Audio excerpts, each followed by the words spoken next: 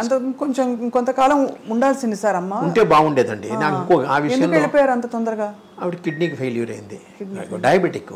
అమ్మకి ఏంటంటే ఎక్కువ నెయ్యి అలవాటు, ఫ్రైడ్ అన్నీ ఉడకేసినవి ఏది ఇష్టం లేదు ఆవిడకి. అన్నీ ఫ్రైగా ఉండాలి, స్పైసీగా ఉండాలి, నెయ్యి ఎక్కువ అలవాటు. దీంట్లో కొంచెం డయాబెటిక్ వచ్చింది, కంట్రోల్ చేసుకోలేదు. ఒకే కాఫీ తాగుతుంది రోజుకి, ఆ కాఫీలో పందారు వేసుకుని తాగుతుంది. అలాగా ఏది కంట్రోల్ చేసుకునేది, అన్నం బాగానే తినేది, తనకు ఎంతవరకు కావాలో అంతవరకు తినేది. అలాగా డయాబెటీస్ వచ్చి డయాలసిస్లోకి వెళ్ళిన తర్వాత కొంచెం కష్టమైంది. మీరు అడిగిన దానికి జయలలిత గారు అమ్మ పోయినప్పుడు దీంట్లో వచ్చి అమ్మ శవపేటిక మీద ఇది వేసి మాట్లాడి ఒకటే అన్నారు. నన్ను అనంత్ అని పిలుస్తుంది ఆవిడ. అనంత్, నాకెందుకు చెప్పలే ముందు నువ్వు, నాకు చెప్పుంటే దీనికన్నా బెటర్ ట్రీట్మెంట్ నేను ఇప్పించేదాన్ని కదా. ఆవిడప్పుడు చీఫ్ మినిస్టర్, ప్రోగ్రామ్స్ క్యాన్సిల్ చేసుకుని వచ్చింది ఆవిడ.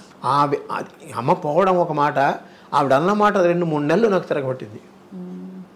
నిజంగా ఆవిడకి ఇచ్చుంటే మరి చీఫ్ మినిస్టర్ హోదాలో కూడా ఏది హాస్పిటల్లో చేయించేదే కదా. ఇవన్నీ నేను చాలా కాలం మర్చిపోలేకపోయాను. నిజంగా ఆవిడ అన్న దాంట్లో మోర్ దెన్ 100% రైట్. నిజంగా ముందే ఆవిడకి చెప్పుంటే ఆవిడ ఇంకో విధంగా మనం తీసేది కదా. పైగా తెలిసిన వాళ్ళం మేము, ఆవిడకి బాగా క్లోజ్ అయిన వాళ్ళం. ప్రపంచం అంతా తెలిసిన వారు, పెద్ద పెద్ద వాళ్ళు ఉన్నారు. కానీ ఆ టైంకి అది ఎవరికి స్ఫురించలేదు కాబట్టి. కానీ అవస్థపడలేదు కదా సార్ ఎక్కడ అవస్థపడలేదు. లాస్ట్ ఎందుకు సెప్టెంబర్ ఇది చూపించబోయే, ఇదిగోండి అమ్మకి డాక్టరేట్ ఇచ్చారు, చూడండి ఒకసారి. అక్కడ ఇక్కడ కూడా చూసుకో, 27/7/1994 అప్పుడు ఇచ్చారు. 4 నెలల తర్వాత అమ్మపోయారు. అంతవరకు అమ్మ తిరిగారు, తిరుపతి వెళ్ళి తీసుకున్నారు, పద్మావతి విశ్వవిద్యాలయంలో అక్కడ వెళ్ళి తీసుకున్నారు డాక్టరేట్. అప్పుడు బాగున్నారు, కారులో వెళ్ళి వచ్చాం కదా మేము. సో తర్వాత ఏమైంది? తర్వాత స్లోలీ డయాలసిస్ వచ్చిందమ్మా. యాక్చువల్గా అక్టోబర్లోనే ఎప్పుడు డయాలసిస్కి వెళ్ళామన్నమాట. వారానికి 2 ఏదో వచ్చింది. తర్వాత అక్కడ బాగాలేదన్నట్టుగా మేము హాస్పిటల్ మార్చమని చెప్పారు అమ్మ.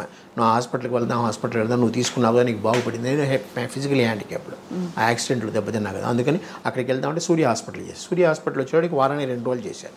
అట్లాగే ఇంటి దగ్గర నుంచి వెళ్ళేవాళ్ళం. అక్టోబర్లోనే ఇప్పుడు వెళ్ళాం. అక్టోబర్ నవంబర్ అయ్యేటాడు కొంచెం హార్ట్ ప్రాబ్లం కూడా అమ్మకు వచ్చింది. దాంతో వాళ్ళు ఐసీయూలో పెట్టారు డిసెంబర్ 10వ తారీఖు ఎప్పుడు మేము హాస్పిటల్కి వెళ్ళాం.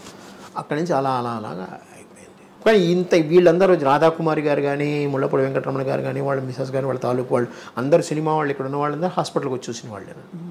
హాస్పిటల్లో ఎన్ని రోజులు ఉన్నారు సార్? హాస్పిటల్లో 11 రోజులు 12 రోజులు ఉన్నారు. 12 రోజులు ఉన్నారు.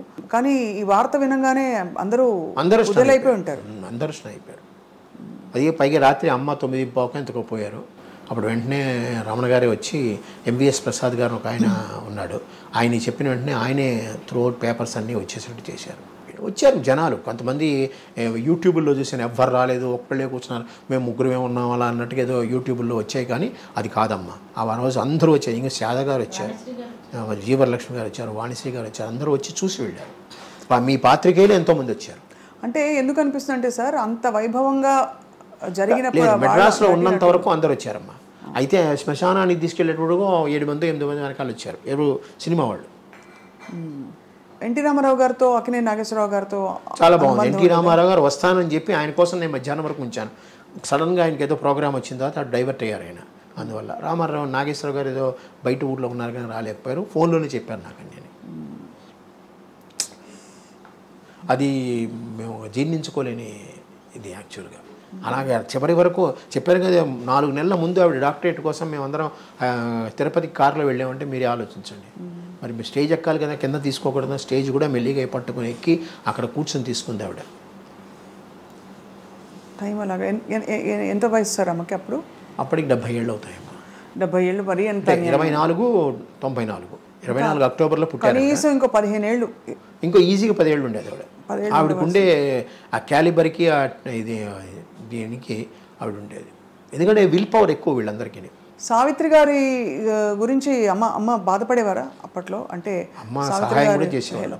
దాన్ని ఆ చిన్నప్పుడు నేనే వెళ్ళి తీసుకెళ్ళి ఇచ్చేవాడిని చాలా వరకు. ఎందుకంటే అందరూ సహాయం చేశారు, అమ్మ కూడా తన వరకు తను సహాయం చేసేది. సావిత్రి గారు కదా సార్? సావిత్రి అవి చెప్పకూడదు ఇప్పుడు జనరల్గా. అసలు అదే బాధేస్తుంది సార్, అంత వెలిగి వాళ్ళ చాలా. సావిత్రి గారి విషయంలో అమ్మకి సావిత్రి గారిని అంత కదా, ఆవిడ కూడా చాలా బాధపడేది. ఎందుకు పిచ్చి పిల్ల అలా చేసుకుంది, పిచ్చి పిల్ల అలా ఇలాగే ఉంటుంది, పిచ్చి పిల్ల అలా చేసుకుంది. పొదుపు గురించి ఏం నేర్పించారు సార్ అమ్మ? ఆవిడే పొదుపు జనరల్గా. ఆవిడ చాలా వరకు పొదుపు. చీరలు నగలు అవి అనవసరంగా కొందు, మంచిగా కొనుక్కుంటుంది, అనవసరం కొందు. ఆవిడ నగలు కొనుక్కుంది తన కోసం కాదు, ముందు ఒకసారి నగలు కొని పెట్టేసుకుంది అంటే అవే పర్మనెంట్, దానికి మార్చేది ఏమి ఉండదు. సినిమాల్లో షూటింగ్లో కూడా అవే చీరలు అవే, ఏమైనా ఒకటో రెండో మటుకి ఆ షైనీగా ఉండాలంటే వాళ్ళకి చీరలు ఇచ్చేవారేమో. అంటే సినిమా షూటింగ్లకి వాళ్ళు ఇస్తారు కదా, వాళ్ళు ఇస్తారంటే షైనీగా ఉండాలంటే.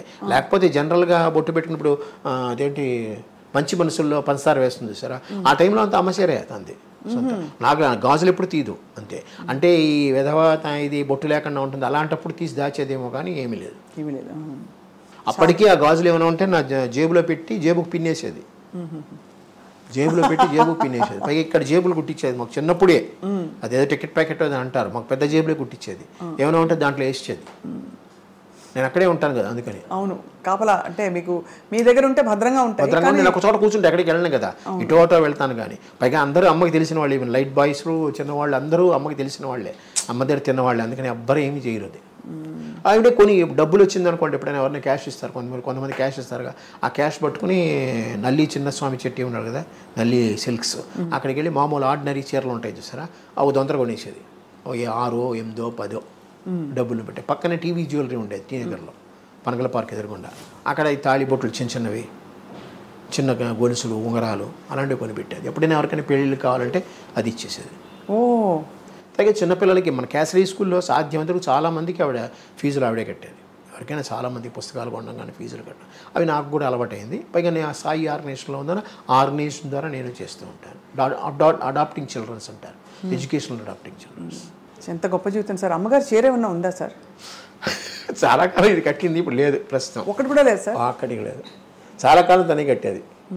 అమ్మగారి జ్ఞాపకం అంటేనే సూర్యకాంతం గారి. అసలు మా అమ్మాయి దగ్గర ఉందేమో ఒక చీర కట్ చేసి, ఇప్పటికీ ఉందనుకుంటా కదా ఎంత, పాప దగ్గర ఉంది. ఒక చీరని కట్ చేసి రెండు చుడిదార్లు కుట్టించుకుంది. అలా అలా ఉండిపోవాలని. అంటే మా డాక్టర్కి మా మదర్ అంటే చాలా చాలా ఇష్టం. అంటే వీళ్ళిద్దరు చిన్నప్పుడు పుట్టినప్పుడు డైనింగ్ టేబుల్ మీద కూర్చోబెట్టి, కుర్చీలో కూర్చోబెట్టేవారు కాదు, టేబుల్ మీద కూర్చోబెట్టి అన్నం తినిపించేది ఆవిడ. అందుకని మా డాక్టర్కి చాలా బాగా ఇష్టం. ఆ పుస్తకంలో తన వ్యాసం రాసింది, బాగా రాసింది. మామూలుగా అరచేతి నడ్డు పెట్టుకుని సూర్యకాంతి నాపద్దు అని అంటారు కదా డైలాగ్. సో నాకు పేరు పెట్టేసుకుని, చూడండి అరచేతి నడ్డు పెట్టుకుని సూర్యకాంత నాపలేరు అని అనుకుంటూ ఉంటాం మా ఆఫీసు. అలాగా ఆవిడ పేరు ఎవరు పెట్టుకోలేదు ఏమిటో తర్వాత సినిమా ఇండస్ట్రీలో. సినిమా ఇండస్ట్రీలో పెట్టుకోవాలి, బయట మా బంధువుల్లో కొంతమంది పెట్టుకో, 2-3 పెట్టుకున్నారు సూర్యకాంత్. ఒరిజినల్ పేరు ఇప్పటికీ ఆ పేరుతోనే ఉన్నారు వాళ్ళు. కాదు, అమ్మగారి పేరు ఒరిజినల్ పేరు సూర్యకాంత్, మార్చుకోలేదు ఏమి. సో పూర్వం సార్ తన చిన్నప్పటి విశేషాలు చెప్పినప్పుడు నాటకాలు అవి రంగస్థల ప్రవేశం అవన్నీ చెప్పేవారు. ఇప్పుడు కాకినాడలో ఆవిడ యంగ్ మెన్స్ హ్యాపీ క్లబ్లోంచి వచ్చారు వీళ్ళు. అంజలిదేవి గారు అవనండి, ఆదినారాయణరావు గారు, ఎస్వి రంగారావు గారు, రావు గోపాలరావు గారు, అమ్మ, ఇంకా ఇద్దరు చాలామంది ఉన్నారు. వాళ్ళందరూ కాకినాడలో ఉండే దంటు కళాక్షేత్రం అని ఉంటుంది, అదే యంగ్ మెన్స్ హ్యాపీ క్లబ్.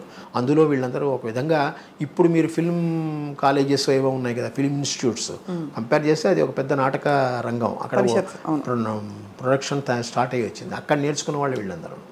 ఆ పేరుకి ఇప్పటికీ నేను కాకినాడ చేస్తే అక్కడే చేయాలని కోరిక నాకు, ఎందుకంటే ఆ ఏరియాలో ఉంది, ఇంకా ప్రస్తుతం ఉంది అది, స్టిల్ ఇట్ ఈస్ రన్నింగ్. వాళ్ళకి ఒక మినీ థియేటర్లా ఉంటుందన్నమాట లోపల, నాటక రంగం, ఎయిర్ కండిషనే బాగుంటుంది, అక్కడే చేయాలన్న కోరిక. ఆయన ఒప్పుకుంటే, దంటు భాస్కర్రావు గారు ఉన్నారు, వాళ్ళ మనవడు అనమాట, ఆయన వస్తే అక్కడే చేయాలని కోరిక. చూద్దాం.